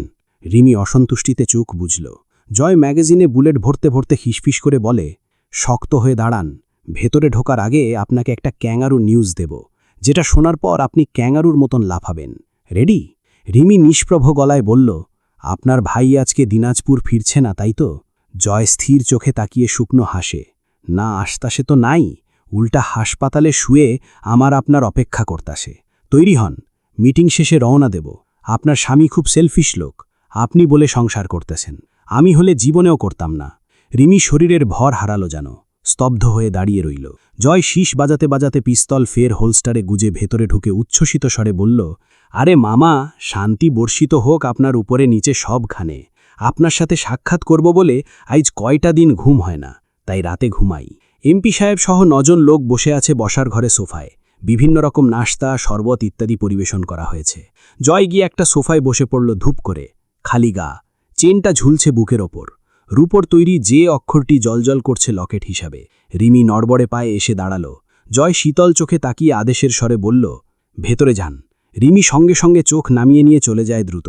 শব্দ এখনও তার সাহস হয়নি জয় ও হামজার এই নজরকে অগ্রাহ্য করার। শব্দ করে দরজা আটকানোর শব্দ আসে রিমির কক্ষ থেকে। জয় কানে আঙুল দিয়ে গা মেলে বসে হাসল, সব ঠিকঠাক মামা? সেই মুহূর্তে কোয়েল কোথা থেকে যেন দৌড়ে এসে খামচে ধরল জয়কে, ফুপিয়ে উঠল, কোথায় থাকো, কোথায় থাকো তুমি? আমি দেখি না কেন তোমাকে? আমার চলকেট কে এনে দেবে? বাবা তো আসতে না চলকেট নিয়ে, এবার আসলে আমি দেখাই কলব না। মামাও আসছে না কয়দিন, আমি কি খাবো, কার সাথে খেলবো? এখানে কিন্তু আমি আল থাকব না। হুম। জয় খামচি খেয়েও হাসছিল বলে কামড় দিল হাতের ওপর কয়েকটা। তবু বেয়াদব জয়ের হাসি থামছে না দেখে বড় হাতিয়ার ব্যবহার করল, থুথু ছিটালো জয়ের গায়ে। থুপ, হাসবি না, থয়তান জয়, সুপ করে শোনো আমার কথা। 2-1 ফোঁটা থুথু পড়ল জয়ের গায়ে। জয় গাল চিপে ধরে দাঁত কিড়মিড় করে টেনে তুলে উড়ের ওপর বসালো, হেসে 2 হাতের বাঁধনে জড়িয়ে নিল। এখনও কোয়েলের দুর্বল আক্রমণ চলছে তার শরীরে। একসময় কোয়েল ক্লান্ত হয়ে কোলের ওপর ঘুরে বসে গলা জড়িয়ে চেপে ধরে জয়কে, ঘাড়ে 2-1টা ছোট ছোট কামড় বসায়। জয় পিঠে হাত বোলায়, আবার ঝুঁটি নেড়ে জ্বালাতন করে। এমপি সাহেব প্রসঙ্গে এলেন, নিখুঁত চতুরতার সঙ্গে বললেন, কামরুলকে মেরে দিলা, ওর বউ বাচ্চা 2 বেলা এসে কেঁদে কেঁদে যাচ্ছে আমার কাছে, কি করলা কও তো? জয় শুধুই হাসল মেঝের দিকে চেয়ে। এমপি শুনতে চাইছেন জয় তার স্ত্রীকে বাঁচাতে তার সামনেও নিজে খুনের দায় নেবে। তখন তিনি বলবেন, বাপ প্রিয় রবিউল কিন্তু এখনও জীবিত, কি হয়েছে সব জানেন তিনি। জয় সেই সুযোগ দেওয়ার লোক নয়, সে কিচ্ছু বলল না, শুধু হাসল। এমপি জিজ্ঞেস করলেন, কি হয়েছিল এমন? একটা তাজা প্রাণ, এমনে পার্টি চলে? কামরুলরে মাইচ্ছিস কেন তুই? বাপ্পি আর রবিউল কয় নাই, ওদেরকে ছাড়লামই যাতে সবটা আপনাকে কইতে পারে ভালো মতন। এমপি সাহেব জয়ের জাদ্রেলপনায় ক্রূর নজরে দেখলেন একবার ওকে। নাটকীয়তা থেকে বেরিয়ে চারপাশে নজর বুলাতে বুলাতে ঠোঁটে একটু অন্যরকম হাসি টেনে বললেন, তোর ঘরওয়ালির অনেক প্রশংসা করছে ওরা, তারই দেখতে বাড়ি বয়ে আসা। কই সে? খুব দুঃসাহসী শুনছি। জয় কোয়েলের কচি হাত দুটোর সাথে খেলতে খেলতে নিঃশব্দে হাসে। বাড়ির বউকে এভাবে দেখতে চাওয়া ঠিক না মামা, ব্যাপারটা ভালো না। এমপি সাহেব ঝুঁকে বসে নিচু আওয়াজে বললেন, খারাপ কিছু কি করছি এখনো? একবার দেখতে চাইতাছি। মামা বইলা ডাকোস, মামারে বউ দেখাবি না? না মামা, আর বললেন না কথাটা। এইসব কথা বারবার উচ্চারণ করা ঠিক না। এমপি সাহেব হো হো করে হেসে উঠলেন। দেহ কি কয়, এই চ্যাংলা, তুই বুঝোস না আমি তোরে কত্ত ভালোবাসি? নইলে এমনে আইসে ছোট চ্যাংরাঘর মতো আবদার করতাম। আর আমি জানি তুইও আমারে ভালোবাসিস। ভালোবাসায় মানুষ জান কুরবানি দেয় রে জয়। ভালোবাসায় জান কুরবানি নেয়ও মামা। তুই কার কুরবানি নিবি? জান কুরবানি দেয়ার নিয়ম ভালোবাসায়। আর তো বউ ভালোবাসায় জান কুরবানি দেয়, বউ দেয় না।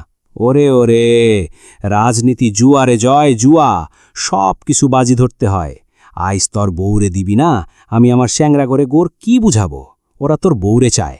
জয় বসা থেকে একটু উবু হয়ে হোলস্টার থেকে পিস্তল বের করে শব্দ করে মুজেল চেপে ধরে রিলোড করে বলে, কোন ভেড়ার চুদায় চায়? কার মরণের চুলকানি উঠছে মামা? কয়জন রে মারবি তুই? কয়জন বউ চায়? হেসে মাথা দোলান এমপি। জয়, রাজনীতির সবচাইতে বড় নীতি হইল গিয়া দুনিয়ার সব জাহান্নামে যাক, তবু দলের সাথে বেইমানি করা চলব না। রাজনীতির সবচাইতে বড় নীতি হইল নীতির খেলাফি। জয়, দলের এক চ্যাংরা মরছে, তুই জয় না হইলে কি হইতো কত আব্বা? তোর এই বাড়ি এতক্ষণ খাড়া থাকতো এমনে? তুই জিন্দা থাকতি? অথচ আমি তোর সাথে দেখা করতে আইছি। আলাপ আলোচনা করে কি হয় করা যাবে। জয় ঠোঁট বেঁকিয়ে হাসে। আমাকে আপনার দরকার মামা, আপনি জানেন আমি কি, কিন্তু আমার আপনাকে দরকার নাই। অবশ্য কথা আলাদা, যদি কামরুল আমার চাইতে বেশি। না না না, ও কথা মুখেও আনিস না আব্বা, তুই আমার। আপনিও আর মুখে আইনেন না আপনার ওই কথা। এমপি সাহেব মুচকি হাসলেন। তিনি কি জানতেন না জয়ের সাথে আলাপ করে কি হবে? সব জানা তার। তিনি মাথা দুলিয়ে হেসে জয়ের কাঁধ চাপড়ে সাবাসী জানিয়ে বললেন, আমার বাঘের বাচ্চা তুই জয়, আমার ছেলে তুই। তোর কথাই রইল, যা। তুই যখন চাস না, আমি বৌমারে কোনোদিন দেখতেও যাইব না, কিন্তু এখন যা বলবো তা যে তোরে করতে হইব আব্বা।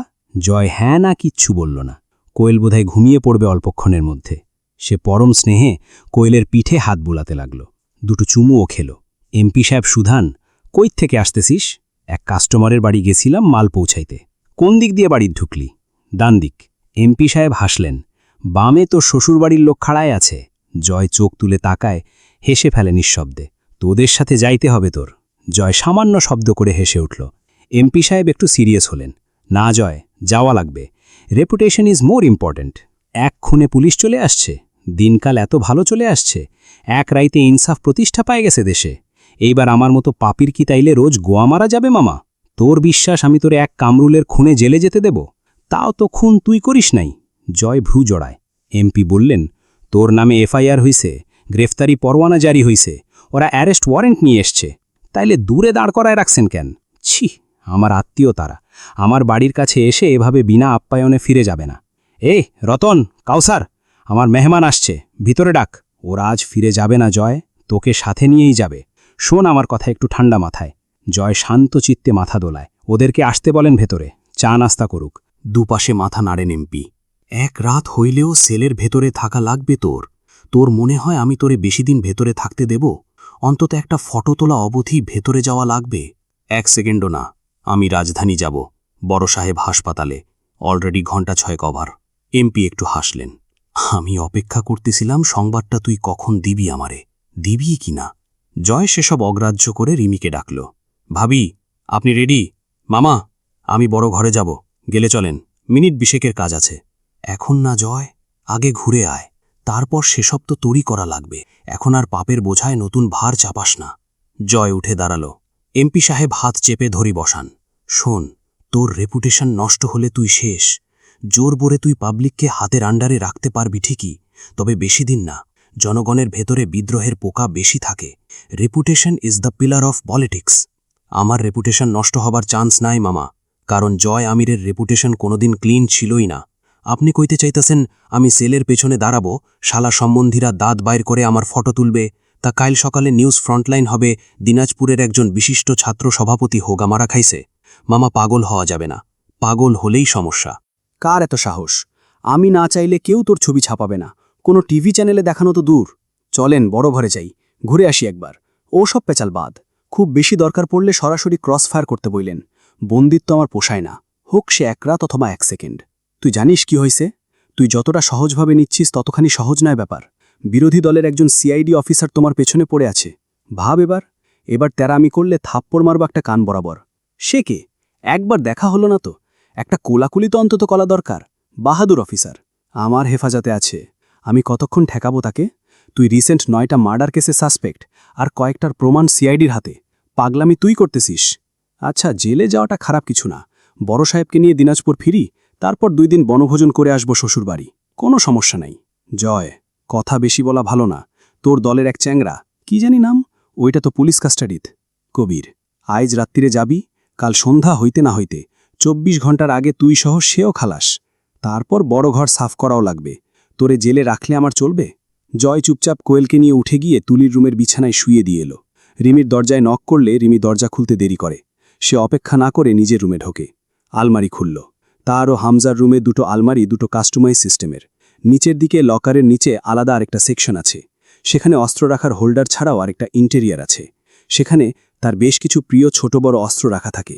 সেখানে খুব আশ্চর্যজনকভাবে একদম অন্যরকম একটা জিনিস রাখা আছে, একটা সাদা গোলাপি রঙা ওড়না। সে সেটাই আগে বের করে কাঁধে ঝুলিয়ে নিল। এরপর লকার খুলে 3 বান্ডেল টাকা বের করল। লাখ দেড়েক হবে। তার রুমে এতটুকুই আছে। এরপর নতুন একটা সিগারেটের প্যাকেট, 2টো ছোট ছোট ছোরা ইত্যাদি প্রয়োজনীয় সরঞ্জাম নিল। শেষে একটা নতুন শার্ট গায়ে দিয়ে রিমির কাছে গেল। রিমির চোখ মুখ বদলে গেছে। এমনিতেই প্রাণ ছিল, এখন প্রেতাত্মার মতো নিথর লাগছে। জয় এক টুকরো শুকনো হেসে বলল, ঘরে মাল আছে কত?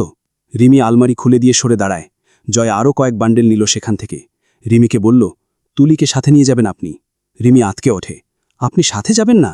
জয় হেসে ফেলে, বাপরে, এমন ভাব করছেন যেন আমার সঙ্গ আপনার জন্য খুব নিরাপদ, আরামদায়ক। ভুলবেন না, ভাবি দেবর হিসেবে আমি আপনি দুঃসম্পর্কের লোক, আমাদের বনিবনা ভালো না। রিমি ব্যাকুল স্বরে বলে, রসিকতা করবেন না, গা জ্বলে আমার। আপনি সাথেই যাবেন? কি বাণিজ্য পড়ে গেছে এমন? আপনি এখনই যাবেন? না, আমি পরে আসব। আপনারা যাবেন? আমি ব্যবস্থা করে দিয়েই মরব। এইটাই তো ডিউটি জয়ের। রিমির কি গলা ভেঙে এলো? সে কেমন যেন জয়ের কাছে নিজেকে ঢেলে দিল আজ। আপনার কতটা দেরি হবে? বেশি দেরি না হলে আমি অপেক্ষা করব। কার সাথে যাব আমরা আপনি ছাড়া? আমি চিরকাল থাকব না আপনাদের সবাইকে টেনে নিয়ে বেড়ানোর জন্য। আমার ছাড়া চলতে শেখেন, উপকার আপনাদের। কোনো সমস্যা হবে না, বিশ্বস্ত লোক নিয়ে যাবে। আকুতির মতো শোনায় রিমির স্বর, তার গলা থরথর করে কাঁপে। আপনার ভাই আপনাকে না দেখলে আরও অসুস্থ হবে। জয় অদ্ভুত হেসে বেরিয়ে যায়। রিমির কেমন একটা অস্থির লাগল। রিমি হু হু করে কেঁদে উঠল আবার। জয়কে তার চিৎকার করে ডাকতে ইচ্ছে করে। বিয়ের পর সবচেয়ে বেশি লড়াই সে যে লোকটার সাথে করেছে, সেই লোকটা তার দ্বিতীয় ভরসাস্থল। তার স্বামী হসপিটালে, জানা নেই কি হাল। রিমি এই চলতি পথে কি করে নিজেকে সামলাবে যদি জয় আমিরের সাথে না থাকে, ধমকে চুপ না করায়। কিন্তু জয়ের হাতে সময় নেই। তাকে প্রস্তুত দেখে এমপি সাহেব বড় প্রসন্ন হলেন। তার এক ইশারায় মিনিট কয়েকের মধ্যে বৃষ্টির মতো ঝমঝমিয়ে এসে আইন কর্মকর্তারা ভরে গেল পাটোয়ারি বাড়ির ড্রয়িং রুম। এরা কোথায় ছিল এরকম জটলা বেঁধে? সে এতটাই অনমনে ভাঙ্গাচিত্তে ঘোড়াহাট থেকে ফিরেছে, তার চতুর চোখ দুটো নিমজ্জিত ছিল তখন অন্য জগতে। এমনকি তার ছেলেরাও কিছু টের পায়নি। জয় কিছু বোঝে, একটু দ্বিধায় পড়ে, তারপর মাথা ঝুঁকিয়ে হাসে। একজন হাতে হাত করা পরাতে লাগল, আরেকজন তল্লাশি শুরু করল। পিস্তল, ছোড়া সহ বেশ কিছু অস্ত্র এক নিমিষে বেরিয়ে এলো। জয় সিগারেটের প্যাকেটটা নিতে দিল না। এমপি সাহেব কপাল টিপলেন, একটুও ভয়ডর নেই কোথাও। জয় তার কাছে এক রত্ন বই কি, তবু টাকাগুলো কর্মকর্তাদেরকে অবাক করল। জয় বলল, ওইগুলো সাথে নেন, আপনাদের জন্যেই, তোফা তোফা। পকেট গরম তো মন নরম, ঠিক না স্যার? ইন্সপেক্টর কটমট করে তাকায় এমপির দিকে। এমপি চোখের ইশারায় থামান। রিমি ও তুলি হতবাক হয়ে দাঁড়িয়ে রইল। রিমি অন্তত কখনো এই বাড়ির কাউকে পুলিশের হাতে যেতে দেখেনি। সে বুঝতে পারে না এসব কি হচ্ছে। তার স্বামী কি দুর্বল হয়ে পড়েছে? কি থেকে কি হচ্ছে চলছে, রহস্যময় লাগে তার, সাথে ভয়াবহ। ছেলেরা বাকহীন হয়ে চেয়ে রইল, হাত কিরমির করছে কেউ কেউ। জয় ওদের পিঠ চাপড়ে বলল, বড় ভাবি, আম্মা আর আপাকে পুরান ঢাকা নিয়ে যা, আমি আসছি। মামা একটা গাড়ি দেন ওদেরকে। এমপি বাধ্য ছেলের মতন তীব্র বেগে মাথা নাড়ে। ওসব চিন্তা তোর কেন, ওসব আমার জিম্মা। হাতকড়ির দিকে তাকিয়ে জয়ের হাসি পেল। তার হাতে বন্দিত্বের শিকল খুবই বেমানান। সে মুক্তবাজ, দক্ষ শিকারী, তাকে শিকার করা দুঃসাধ্য। সে চারদিকে তাকাতে তাকাতে সে বেশ কয়েকবার জোরে ডেকে উঠল, তরু, তরু। কিন্তু তরু ছুটে বেরিয়ে এসে জয়ের সামনে দাঁড়াল না। তবু জয় আরও কয়েকবার গলা ফেরে থাকল, যেন তরু শুনতে পায়নি, এবার শুনতে পেয়ে আসবেই আসবে। তুলির কিন্তু বুক মোচড়ে দিয়ে উঠল। সে রুখে গিয়ে জয়ের হাতখানা চেপে ধরে বলল, ওভাবে ডাকছিস কেন জয়? শুনতে কেমন যেন লাগছে। যা, তুই যা, যা তো। তুই পাপী, তোর পথে তুই যা। এসব তোদের জন্য না। জয় 2 হাতের বাহু ফাঁক দিয়ে তুলির গলায় মালার মতন হাত ঢুকিয়ে ঝুঁকে বলল, এইবার ফিরে আগে তোরে বিদায় করব বাড়ি থেকে, তোকে সহ্য করা যাচ্ছে না। জয় বেরিয়ে যাওয়ার সময় আবার একবার পেছন ফিরে বেহায়ার মতন হাসল। আজ তাকে কারাবরণ করতেই হতো। এর কারণ অনেকগুলো। কবির আজ কটা দিন আটক, এটা সহ্য করা জয়ের জন্য সহজ নয়। দ্বিতীয়ত, এমপির ছেলেরা কামরুলের খুনি, জয় আমিরের স্ত্রীকে চায়। তৃতীয়ত, পুলিশ বাহিনী যখন তাকে গ্রেপ্তারের ওয়ারেন্ট হাতে পাটোয়ারি বাড়ির দোরগোড়া এসে পৌঁছে গেছে, মানে নিস্তারের পথ সংকীর্ণ হয়ে এসেছে। জয়কে নিয়ে যেতেই ছেলেরা পাগল পাড়া হয়ে উঠল। কিন্তু হামজা ভাই হাসপাতালে, তাদের জন্য এখন সেখানে পৌঁছানো অতি জরুরি। এমপি সাহেব একটা নিজের ব্যবহার্য টয়োটা দিলেন। তুলি, ঘুমন্ত কোয়েল ও রিমিকে সঙ্গে নিয়ে গাড়িতে উঠল। রিমির অবস্থা ক্রমে খারাপ হচ্ছে, তাকে তুলিরই সামলাতে হবে। কিন্তু তুলি নিজেই অস্থির। আরমিন কোথায়? আরমিনের সুশ্রী মুখটা মনে পড়তেই তার গা শিরশির করে উঠল। আরমিনের সৌন্দর্য ভয়ঙ্কর। আরমিন বলেছিল তাকে হামজার বিরুদ্ধে সাক্ষী দিতে। সেটা কবে, কোন পরিস্থিতিতে? সেই পরিস্থিতি কি এগিয়ে আসছে? আরও বলেছিল এ বাড়িতে কেউ থাকবে না। ঘটনা প্রবাহ সেদিকেই মোড় নিচ্ছে নাকি? জয় তাকে শাস্তি দেবার উদ্দেশ্যে এমন অন্ধকারে রেখে গেছে কিনা অন্তুর জানা নেই, কিন্তু আমের নিবাসের এই অবরুদ্ধ নিষিদ্ধ দুঃসাহসী অন্তুকেও নাড়িয়ে দিল। অন্তুর খেয়াল হল এই ইট পাথরের বাড়িটা আস্ত এক রক্তখেকো রাক্ষসের অন্তঃগহ্বর।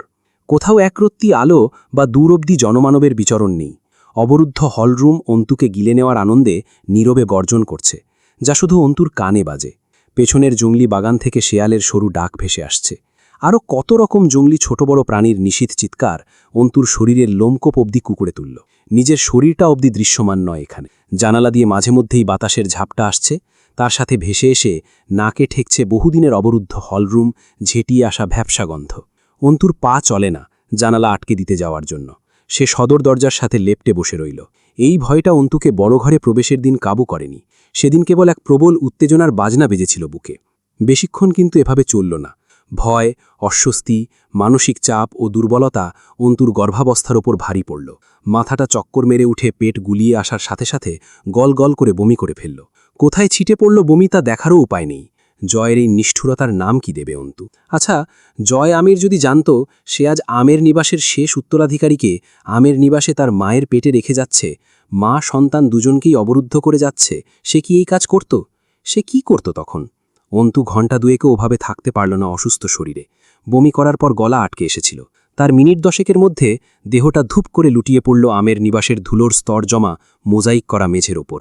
পড়ে যাওয়ার আগে অন্তুর কানে কেউ ফিসফিস পড়ে, তুই কোন সাহসে গর্ভাবস্থায় এই শিকারি বাংলোয় পা রেখেছিস মেয়ে? হুমাইরা পাটোয়ারিকে জানিস তো তুই? এ বাড়ির ভয়াবহতা সম্বন্ধে কি বেখবর তুই? অন্তুর শরীরটা থরথর করে কেঁপে উঠল। অন্তু এত বড় ভুল কি করে ফেলল? এটা খুব মূল্যবান দুঃসাহস। এই দুঃসাহসের মূল্য এ বাড়ি অন্তুর কাছ থেকে কোন উপায়ে আদায় করবে? এ বাড়িতে সে দ্বিতীয় হুমাইরা হতে পারে না। বিগত দিনগুলো সে নিজের উপর যে জুলুম করে নিজেকে চালিয়ে নিয়ে বেরিয়েছে, এ বাড়ি তার সেই জেদ ও জীবনী শক্তি ঘণ্টা কয়েকের মাঝে শুষে নিল। এমপির বাড়িতে রাউফের জায়গা হয়েছে ঘণ্টা 7 আগে। আজ তাদের মিশন ছিল পাটোয়ারি বাড়ি। জয় আমিরকে গ্রেফতারের পরোয়ানা পাবার জন্য তার কাছে জয় আমিরের সব অপরাধের প্রমাণ না থাকলেও যে কয়েকটা ইতোমধ্যে সংগ্রহ করতে পেরেছিল সেগুলো যথেষ্ট হয়েছিল। অ্যারেস্ট ওয়ারেন্ট সে থানা পুলিশের হাতে দিয়ে দিয়েছিল। কিন্তু সেই সময় দুপুর 3:30টার দিকে এমপির কাছে তার ডাক পড়ল আলোচনার জন্য। এমপি জিজ্ঞেস করেছিলেন, জয় আমিরকে অ্যারেস্ট করার জন্য কি কি প্রমাণ আছে আপনার কাছে? রাউফ হেসে বলেছিল, আমি আপনার কাছে সেই জবাবদিহি করতে বাধ্য নই এমপি সাহেব। ইভেন আমি তো আপনার ডাকে এখানে আসতেও বাধ্য নই। নেহাত আমি ভদ্রলোক বলে আপনার সম্মানে এসেছি, কিন্তু অবশ্যই আমি আমার কাজ সম্বন্ধে সামান্য আলোচনাও করব না আপনার সঙ্গে। এই অপমান এমপি সাহেব গায়ে না মেখে বরং হাসলেন। বেশ বেশ, আপনার মতো সাহসী ও নিষ্ঠাবান অফিসার আজকাল বিরল।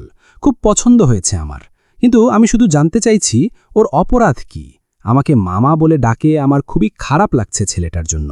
অপরাধীর জন্য খারাপ লাগাই আপনাদের নীতি রাজনীতি। তবে তাকে আমি গ্রেফতার আপাতত একজন সাসপেক্ট হিসেবে করলেও সে মূলত একজন দাগী ক্রিমিনাল। তা শীঘ্রই প্রমাণিত হবে আদালতে। তো কি একেবারে ফাঁসি? ফাঁসি না হলেও দীর্ঘস্থায়ী কারাবাস হতে পারে। পারবেন তো? কে ঠেকাবে? আপনি? এমপি সাহেব হাসলেন। হামজা পাটোয়ারিকে চেনো অফিসার? যায় আসে না?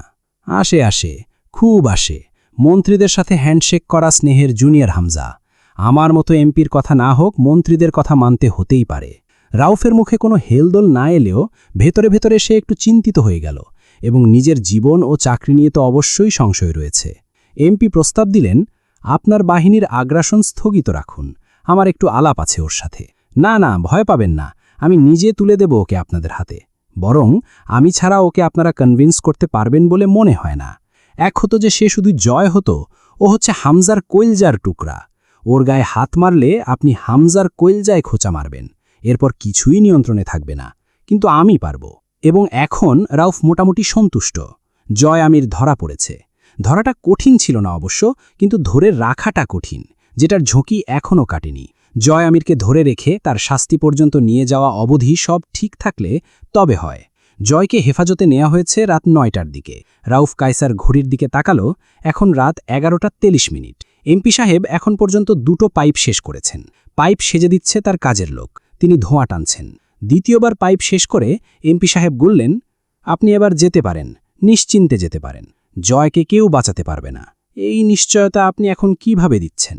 এত সব প্রমাণ আপনার কাছে, তাও আপনি ভাবছেন ও খালাস হয়ে যাবে? আপনি নিজের উপর ভরসা রাখতে পারতেছেন না? খোঁচা মারা কথা। রাউফ এটা টের পেল, কিন্তু টের পেল না এমপির গভীর চাল। সে বিভ্রান্ত হয়েই বেরিয়ে গেল এমপির বাড়ি থেকে। এমপি চোখ বুজে নিজের আসনে বসে রইলেন। এমপি প্রায় 2 দিন পর্যন্ত জানতেই পারেননি ওনার 3 জন লোকের কি হাল হয়েছে হামজার বড় ঘরে। তিনি তার সেক্রেটারিকে দিয়ে হামজাকে কল করিয়ে বললেন, এই কাজ কে করেছে? হামজা খানিকক্ষণ পর কল ব্যাক করে বলল, জয় মেরেছে। বাদ দিন, এসব হতে থাকে, হয়তো মেজাজ খারাপ ছিল, কিছু ঝামেলা হয়েছে, মেরে দিয়েছে, আমি ওকে বুঝিয়ে বলবো। ডাহা মিথ্যা কথা। কামরুলকে মেরেছে জয়ের বউ, কিন্তু 2 ভাই বাটপারি করল এমপির সাথে। কিন্তু এমপি সাহেব জানেন না হামজা নিজেও জয়ের বাটপারির শিকার হয়েছে। জানা নেই জয় এর আগেই কখনো হামজাকে মিথ্যা বলেছিল কিনা। এমপি সাহেব তো বহুক্ষণ বিশ্বাসই করতে পারেননি ব্যাপারটা। ওনার মাথায় শুধু একটাই কথা এলো, ওটা মেয়েলোক না ঘাতকিনী। বাপ্পি আবদার করেছে ওই ঘাতকিনীকে তার চাই। ভাতিজার আবদার এমপি ফেলতে পারেন না। কিন্তু এটা তো ব্যাপারই না। আসল ব্যাপার, পরদিন এমপির গোয়ালে পোষা এক পুলিশ জানিয়ে গেল, রাউফ কায়সার হামজার বিরুদ্ধে আসা অভিযোগের নথি সরিয়ে রেখেছে। সেখানে সীমান্তর খুনি হিসাবে হামজা ছিল এবং তার সাক্ষী ও প্রমাণও। এমপি বিস্ময়ে হাঁ করেছিলেন অনেকক্ষণ। অনেকটা বাতাস গালে ঢোকার পর তিনি হুঁশ ফিরে পেলেন। হামজাকে তিনি আগে পরেই ভয় পান। হামজা একটা বিচ্ছু। এই তো সপ্তাহ কয়েক আগে তিনি জানতে পারলেন ওই বিচ্ছু সামনের সংসদ নির্বাচনে প্রার্থী হবে এই আসনেরই। সেদিনের বিস্ময়ের কাছে এসব কিছুই না। সেদিনের পর তিনি 7 দিন হাঁ করেছিলেন একাধারে। এই আসনে হামজার প্রার্থী হওয়া মানে উনি ফিনিশ। হামজার জন্য মরণ ভয় জেগেছে সেদিন থেকে। তিনি শুধু অপেক্ষা করছিলেন সুযোগ বুঝে হামজার জানাজার নামাজে শরিক হওয়ার। কিন্তু এরই মাঝে 2 ভাই উনাকে আবার হাঁ করিয়ে দিয়েছে। সেক্ষেত্রে একজন সচেতন নাগরিক হিসাবে তিনি কোনোভাবেই আর বেশি দিন ওই 2 বিচ্ছুকে দুনিয়ায় রাখতে পারেন না। কিন্তু মজার ব্যাপার হলো, উনার বিশেষ পরিশ্রমই হচ্ছে না। দৈব বলে সব পথ তৈরি হয়ে আছে 2 ভাইয়ের মরার। তিনি শুধু সামান্য আঙুল ঘোরাবেন। প্রিয় দর্শক, আজকে এই পর্যন্তই। আবারও দেখা হবে পরের কোনো গল্পে। আরও এরকম নিত্য নতুন গল্প বা উপন্যাস পেতে তাকদির ইসলামিক টিভি চ্যানেলটি সাবস্ক্রাইব করুন। গল্পটি কেমন লেগেছে অবশ্যই কমেন্ট করে জানাবেন। আর হ্যাঁ, একটি কথা না বললেই নয়, আমরা যেন সকলেই নামাজ ঠিকমতো আদায় করি, কারণ নামাজ পাপ কাজ হতে বিরত রাখে। আল্লাহ সুবহানাহু ওয়া তাআলা আমাদের সবাইকে 5 ওয়াক্ত নামাজ জামাতের সাথে আদায় করার তৌফিক দান করুন। আমিন।